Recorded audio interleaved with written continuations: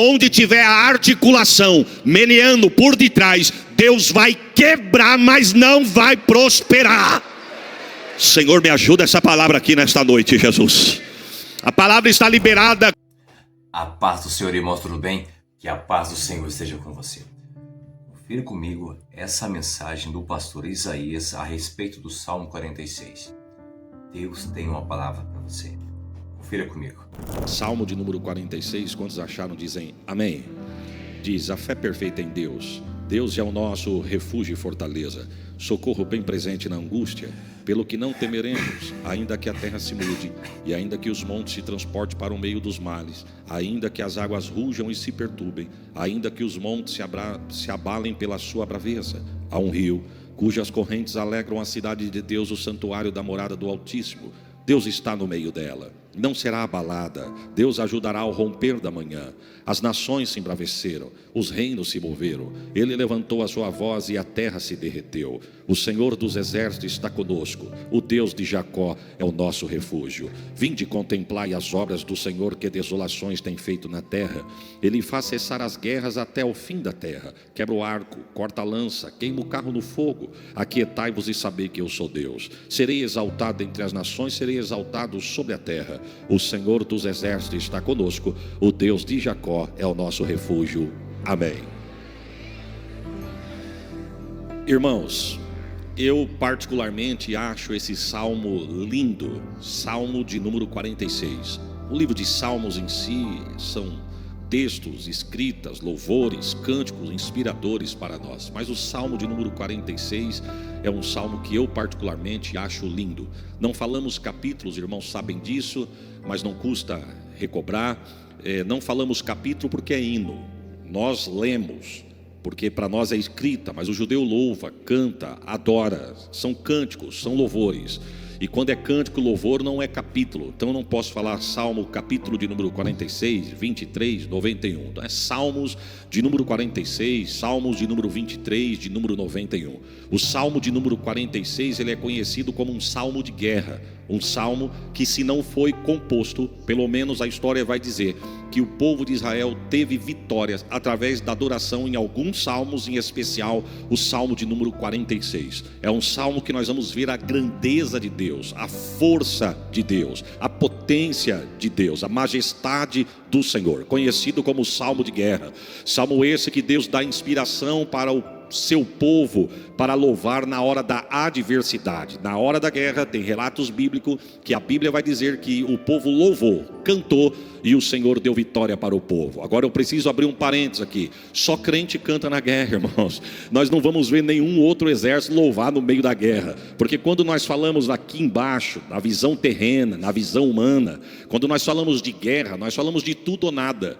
Falamos de morte e vida. Quem vai para a guerra, ele vai para ferir, mas ele sabe que ele também pode ser ferido. Quem vai para a guerra, ele vai no intuito de derrubar o inimigo, mas ele também tem ciência que ele pode ser derrubado, porque é guerra. Agora, a guerra do crente é diferente. Paulo vai dizer que a nossa luta não é contra a carne e o sangue, mas sim contra a potestade. Deus está orientando alguém aqui, talvez toda a igreja. Eu pego a orientação da parte de Deus, porque Deus sabe da minha necessidade. Deus está dizendo, não é com a força do braço que tu vai vencer, não é com o teu poder aquisitivo que você vai conquistar, não é com a altura da tua voz que você vai prevalecer. Deus está dando estratégia de guerra diferente para crente aqui nesta noite. Até parece jargão de pregador, mas não é. Enquanto nós adoramos, Deus guerreia. Enquanto nós adoramos, o céu se move. Enquanto nós adoramos, Deus estende as suas mãos. É num culto como esse que Deus muda a sentença de guerra, meu irmão. Quem sabe entrou alguém aqui da porta da igreja para dentro com um decreto de derrota já decretado, mas através da tua adoração, Deus chama a existência aquilo que não... Você crê no poder desta palavra, irmãos? Através da tua adoração, Deus fecha a boca do leão. Através da tua adoração, Deus coloca o gigante por terra. Através da tua adoração, Deus aplaca a fúria do mar. Deus cessa a fúria do vento. Através da tua adoração, Deus entra lá na tua casa. Eu estou sentindo a glória de Deus aqui. Através da tua adoração, Deus entra onde você não entra, faz o que você não faz. E se você crê, prepare um glória. Vai ter culto de ação de graça através da tua adoração. Você conhece o texto? Josafá, quando estava na guerra, a Bíblia diz que 3 povos. Quantos povos eu disse? 3 povos vieram contra Josafá. Josafá com um número irrisório diante da adversidade, diante do inimigo. Mas o texto vai dizer que 3 povos vieram contra Josafá. Josafá vai pedir socorro a Deus. Você conhece, eu só estou te lembrando. E a Bíblia vai dizer que Josafá busca orientação de Deus. E a orientação que Deus dá para Josafá é a seguinte: ô Josafá, você me separa os levitas e os soldados para irem para a guerra. Quem sabe Josafá disse: eu estou entendendo, Jeová. Enquanto os soldados vão na frente lutando, os levitas vêm atrás adorando para inspirar. Deus disse: não, Senhor, enquanto os levitas vão na frente adorando, os soldados e o povo vêm atrás só olhando, porque nesta peleja não tereis que pelejar. Não, eu tinha dado um glória melhor do que esse. Ô glória, e vou te dar uma notícia, hein? Não é só louvar com o microfone na mão, não. Com todo respeito, quem louva na igreja. Mas Deus está dizendo para alguém aqui: eu te dou vitória adorando, não é só na igreja. Eu te dou vitória adorando na beira do teu tanque, na beira da tua pia, debaixo do teu chuveiro, no volante do teu carro. O Santo de Israel. Você acredita nisso, irmãos? Só o céu pode fazer isso. Você adora e a mão de Deus se estende. Você adora e os braços de Deus se estendem em prol da tua casa. Levanta a mão e recebe a profecia. O diabo pode estar armado contra a tua casa, a tua família, mas Deus está dizendo: pela tua adoração hoje aqui, eu cesso a guerra. Eu corto o arco, quebra a lança, queima os carros no fogo, através da tua adoração. Você acredita nisso, irmãos? Então, na verdade, o Salmo de número 46 é conhecido como o Salmo de guerra. Na verdade, se nós fôssemos estudar o livro de Salmos, os Salmos é dividido em algumas partes. Por exemplo, existe Salmos conhecido como Salmo de Lamentações. O que são Salmos de Lamentações? Salmo que, quando Deus inspirou o salmista para compor, adiante da adversidade que o salmista estava passando, ele lamenta no salmo diante da sua composição. Por exemplo, se você for meditar no salmo de número 13, o salmista ele lamenta a Deus, e o salmo de número 13 é conhecido como um salmo de lamentação. É por isso que você vai ver no salmo de número 13 o salmista dizer assim: Senhor, até quando tu vai ficar calado para mim? Até quando tu não vai me responder? Até quando o inimigo vai manear a cabeça contra mim? É para sempre? O que o salmista está dizendo é o seguinte: é para sempre que o Senhor vai se calar? O Senhor não vai abrir a boca para me responder? Eu estou te clamando, estou te buscando, venho no domingo, venho na segunda, levanto de madrugada, faço jejum e parece que o céu está cerrado. O Senhor não tem resposta para me dar, não? É um salmo de lamentações. O salmo de número 22 também é conhecido como um salmo de lamentações. O salmo de número 22 é quando o salmista vai compor, ele vai fazer alusão ao sofrimento do Messias. E no salmo de número 22 ele começa dizendo: meu Deus, por que me desamparaste? É um salmo de lamentação, adiante da adversidade que o salmista estava passando naquele momento. Só que dentre os salmos de lamentações, existem mais de 60 salmos na Bíblia, que é conhecido como Salmo de Lamentações com ações de graça. Ou seja, se fosse uma sobremesa, nós poderíamos dizer que era a cereja do bolo. Ou seja, o salmista começa... O que é um salmo de lamentações com ações de graça? É aquele salmo que o salmista começa lamentando, mas ele acaba agradecendo. Ele começa lamentando, mas ele acaba agradecendo. Ele começa lamentando adiante da adversidade que ele está passando, mas no meio da adoração Deus vai mudando o cântico dos lábios dele. Irmão, só Deus pode fazer isso. Quem sabe alguém entrou aqui da porta da igreja para dentro lamentando adiante do que está acontecendo, mas se você crê, antes do fim do culto Deus vai mudar o cântico dos teus. Você acredita nisso, irmão? Deus está dizendo: eu vou mudar o cântico dos teus lábios. Cântico de derrota eu vou colocar cântico de vitória. Cântico de tristeza eu vou colocar cântico de alegria. Voz que fechou, Deus vai dar voz de júbilo no lábio de alguém aqui. Tu pode dar um glória por esta palavra? Você crê no poder desta palavra? Salmo de número 3. Se você for meditar no Salmo de número 3, antes de nós lermos o Salmo de número 3, na verdade o salmista, o contexto desse texto, ele está passando por uma adversidade dentro da sua casa. Absalão, seu filho, está conspirando contra o pai. Ele quer usurpar o trono do pai.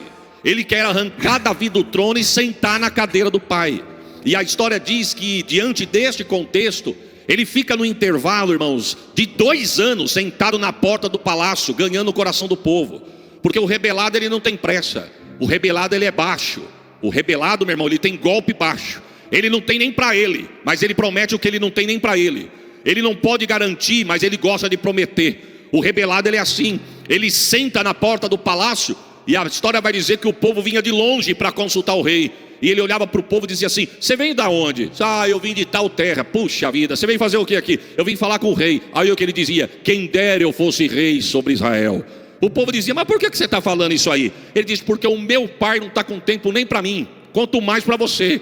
Eu sou filho dele, ele não me atende. Quem disse que ele vai atender você? Meu pai não está com tempo para mim, não vai ter tempo para você. Agora, se eu fosse rei de Israel, eu sentaria para escutar a tua causa e ia pelejar por você. Mas eu não sou. E com isso ele vai minando o coração do povo. A Bíblia vai dizer que ele fica no intervalo de 2 anos.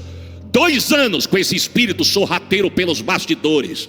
Só que tem uma coisa: o rei não está vendo, mas o dono do reino está vendo. Que o rebelado Deus sabe tratar, viu, irmãos? E eu quero, debaixo da autoridade do sangue de Jesus, profetizar uma palavra de bênção para esta igreja e esse ministério. Aonde tiver a articulação meneando por detrás, Deus vai quebrar, mas não vai prosperar. Senhor, me ajuda essa palavra aqui nesta noite, Jesus. A palavra está liberada. A palavra está liberada. Conspiração contra você, na empresa, contra a tua família, no meio dos teus. Espírito de traição, Deus está dizendo, que está conspirando nas tuas costas. Você pode não estar enxergando, mas Deus manda dizer: tu deita e dorme, mas o guarda de Israel não cochila e nem tosqueneja. E canta labachore calabai. Deus está me dando uma palavra aqui, eu vou liberar. Deus está quebrando a articulação de Saul hoje. Levanta a mão e recebe a profecia. Não vai prosperar o plano de Absalão contra a tua casa. Através da tua adoração tem livramento de Deus para os teus. Juí.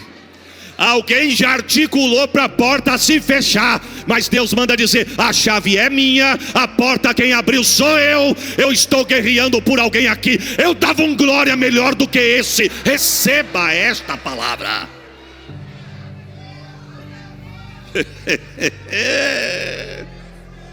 Irmão, Deus é demais. O diabo vem na contramão de forma sorrateira, quietinho, pisando com um sapatinho de algodão. Aí dá uma segunda como essa, fria. Talvez você não estava nem com coragem de vir na igreja pela canseira e pelo frio que está da porta da igreja para fora. Mas porque você venceu tudo isso e chegou aqui, Deus está dizendo: você vem no lugar certo. Deus me queima novamente no coração e eu vou liberar a palavra. Deus está queimando a articulação contra a vida de alguém hoje aqui. Eu não sei em que área que o diabo se armou para te pegar de surpresa e tomar o que é teu. Mas o que é teu, ele não vai tomar o que Deus falou que é teu. O Santo de Israel. Você crê nisso, irmãos? Estava planejado, mas Deus está dizendo: hoje o laço foi cortado.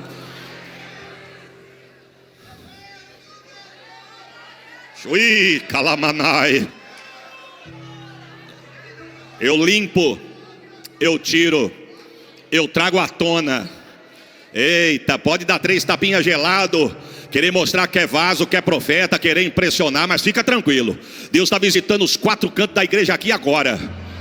Pastor Rogério, com toda a liberdade debaixo do sangue de Jesus. Deus visita o administrativo, Deus visita os departamentos. Oh, glórias ao nome de Jesus. Deus está no controle da igreja. Deus não perdeu o controle da igreja. Deus está falando para alguém aqui nesta noite: hoje eu quebro toda conspiração que está de canto, eu arranco do meio, porque a casa é minha. Eita, não vai contaminar. Jesus, me ajuda aqui. Olha, irmão, tem assunto que não é fácil você entrar não. Mas nós estamos debaixo da autoridade da palavra de Deus.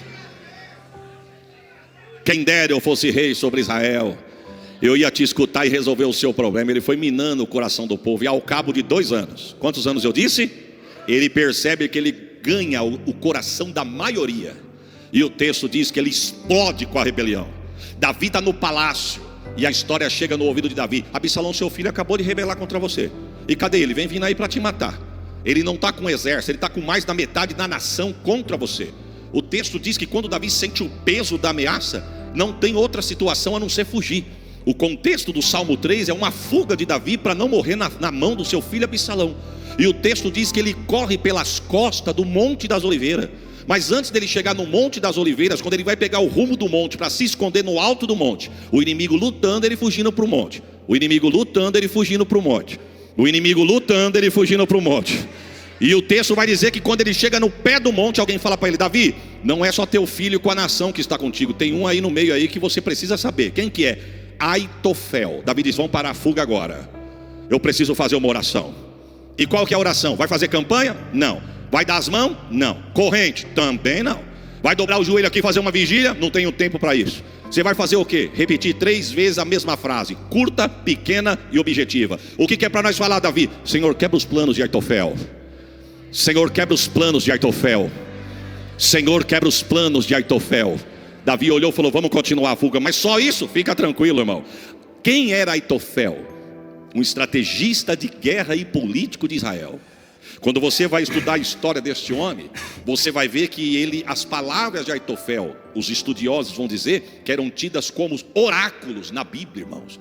O que ele falava era sentença. Não teve estratégia de guerra desse homem que deu errado. Não teve conselho que ele deu para Davi que deu errado. O homem inteligente, tinha um poder grande de intelecto. Quando Davi percebe que Aitofel está com seu filho, Davi percebe o peso da responsabilidade da guerra que ele estava. Mas ele faz uma oração, repetindo 3 vezes a mesma frase. E não é que Deus ouviu? Quebra os planos de Aitofel. Quebra os planos de Aitofel. Quebra os planos de Aitofel. Deus está dizendo para alguém: não bata a boca, não discuta, não chama para bate-papo, não dá indireta. Deus está dizendo: desce no pé do monte e pede para Deus quebrar os planos. Irmãos, eu estou sentindo uma graça aqui nesta noite. Deus está dizendo para alguém: não discuta, não desabafe, não bata a boca, não perca teu tempo. Se você for parar para discutir, você vai perder a vitória, você vai perder a bênção de Deus. Deus está dizendo: peça para mim quebrar os planos dele. Ele pode ter estratégia, mas não é maior do que eu. Ele pode ser inteligente, mas não é maior do que eu. Ele pode estar armado até os dentes, mas Deus está dizendo: hoje eu quebro os planos de Aitofel.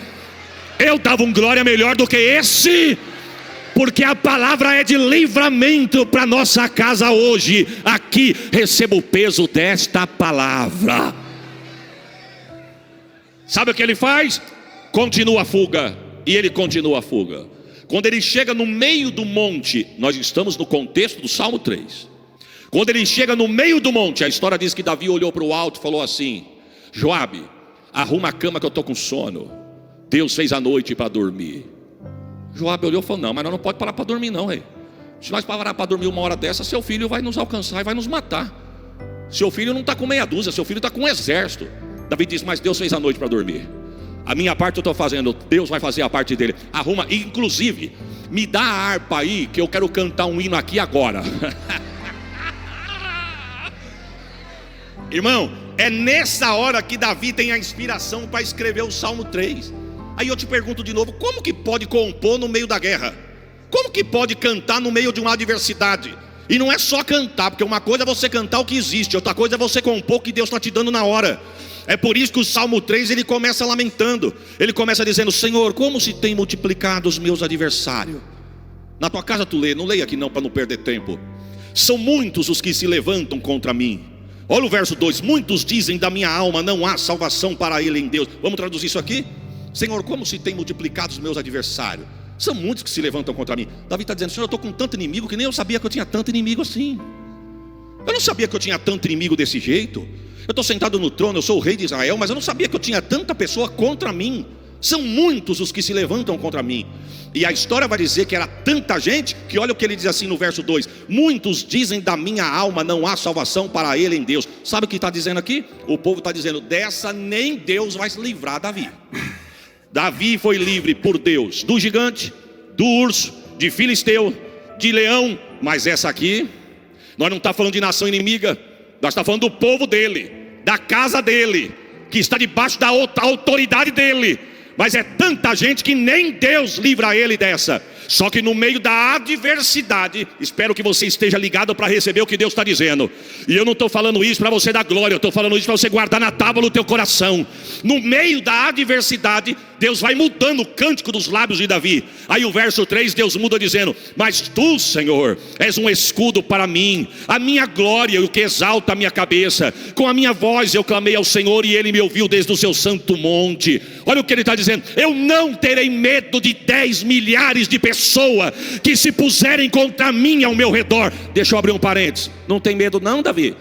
Se você não tem medo, por que você está fugindo? Você entende isso, irmão? Ele está fugindo porque ele está com medo. Mas no meio da guerra, Deus dá um cântico para ele. E no cântico ele diz: não, eu não tenho medo não. É igual a você, irmão. Eu não tenho outra palavra para usar para o inimigo aqui nessa noite, mas o diabo está endemoniado com alguns aqui neste lugar. Não era para você ter levantado. O que ele está fazendo contra a tua casa era para te colocar uma depressão em cima da cama e não deixar você cruzar os portões da tua casa, tirar a força das tuas pernas para entrar na igreja. E ele pensou: hoje eu ganhei. Mas olha você aqui, eu tinha dado glória só pela vitória de você ter chegado aqui. Eita Jesus!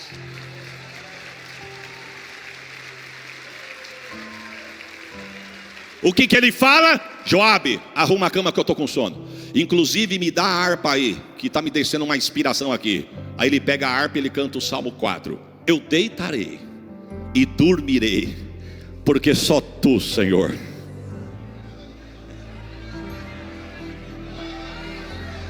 só tu me fará habitar em segurança. Olha, irmão, para quem não está ligado, parece uma coisa superficial, mas diante do testemunho que a nossa irmã cantou aqui, lido pelo pastor Pedro, o pastor Pedro retificou em cima aqui: nós não entendemos os caminhos de Deus. A criança come, dá lugar, porque é crente, crente gosta de comer, com todo respeito.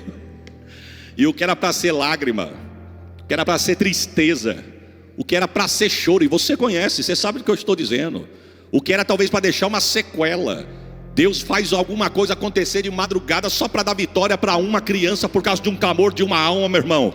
Você não vai dar um glória não, irmão? Deus está dizendo: eu crio situações que você não entende. Parece que Deus complica, mas depois Ele se explica.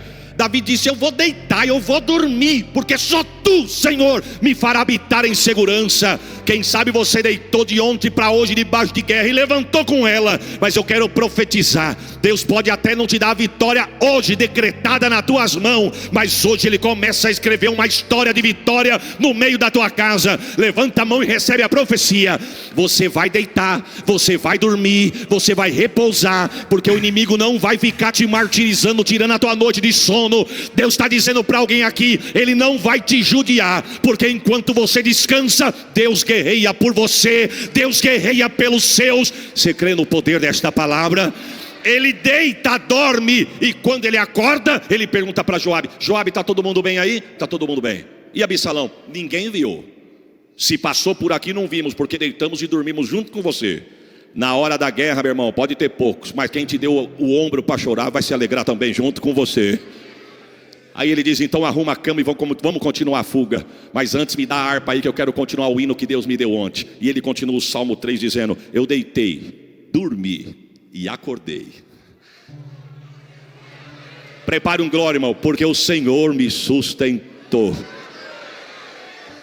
Deus seja louvado para todos sempre.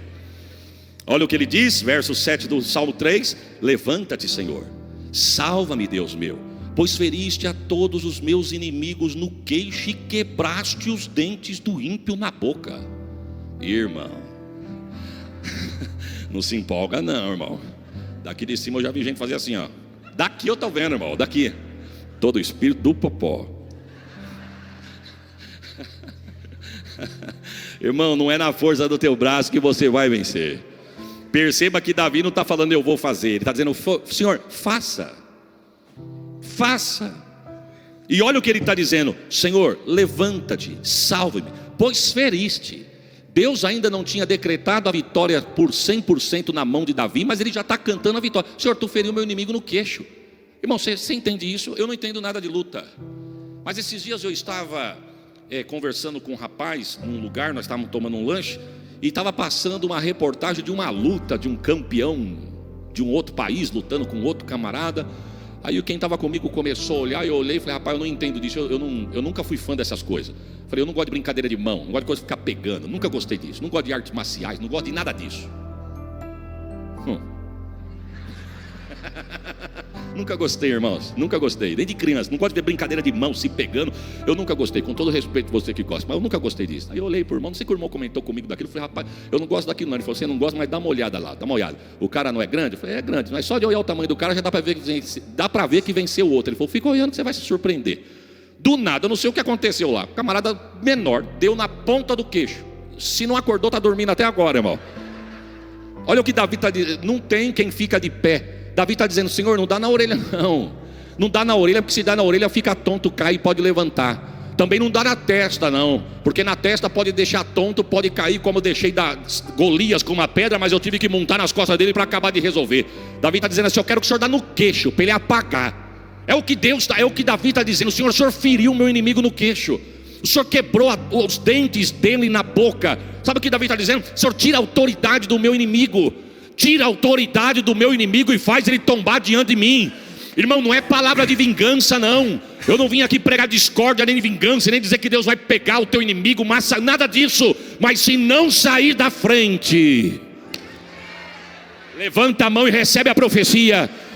Se você crê, recebe e dá um glória. Não vai ficar parado adiante de ti para impedir o que Deus tem com você, com a tua casa e com a tua família. Você crê nesta palavra? Não vai ficar.